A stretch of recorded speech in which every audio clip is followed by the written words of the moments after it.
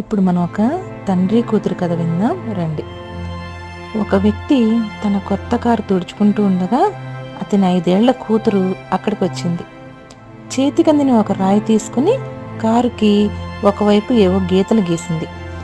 కోపం పట్టలేని ఆ పెద్ద మనిషి పరుగున వెళ్ళి ఆ చిన్నారి పాపని విసురుగా తోసేశాడు.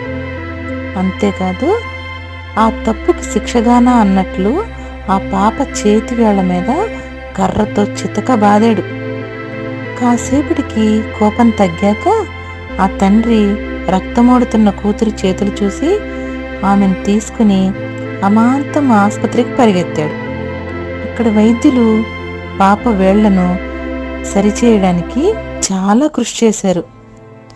కానీ తండ్రి కొట్టిన దెబ్బలకి చిన్నారి చేతివేళ్లు ఎంతలా దెబ్బతిన్నాయంటే ఆమె 2 చేతుల వేళ్ళని తీసివేయడం తప్ప మరో మార్గం లేదని చెప్పేశారు. శస్త్రచికిత్స పూర్తయింది. ఆ పాపాయి 2 చేతులకి కట్లు కట్టేశారు. మెలకువ వచ్చాక పాపాయి, నాన్న, నీ కారు పాడు చేశాను, సారీ నాన్న అని చెప్పింది తండ్రితో. మళ్ళీ కాసేపటికి తండ్రి వైపు తిరిగి, నా వేళ్ళు మళ్ళీ ఎప్పటికి పెరుగుతాయి నాన్న అని అడిగింది. ఆ ప్రశ్నకు జవాబు లేక తండ్రి దగ్గర నోట మాట లేని స్థితిలో తన మీద తనకే అసహ్యం పుడుతుంటే కారు దగ్గరికి వెళ్ళి ఎడాపెడా తన్నడం మొదలుపెట్టాడు. కాసేపటికి నిస్పృహతో కారు ముందు కూలబడిపోయాడు. అప్పుడు కన్నీళ్లతో నిండిన కళ్ళల్లోంచి చూస్తుంటే మసగ్గా అక్షరాలు కనిపించాయి కారు మీద.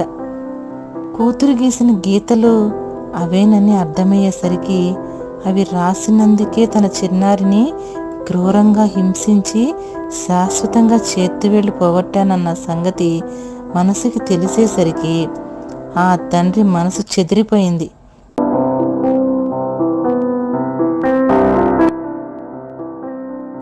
ఇంతకీ ఆ అమ్మాయి రాసిందేంటంటే, డాడీ ఐ లవ్ యూ అని. యాంగర్కి డేంజర్కి అంటే కోపానికి వినాశనానికి ఒక్క అక్షరమే తేడా అని మాత్రం మర్చిపోకండి. అందుకే కోపంలో ఏదైనా చేసే ముందు ఒక్కసారి ఆలోచించండి. ఈ స్టోరీ కనుక మీకు నచ్చితే ఈ వీడియోని లైక్ చేయండి.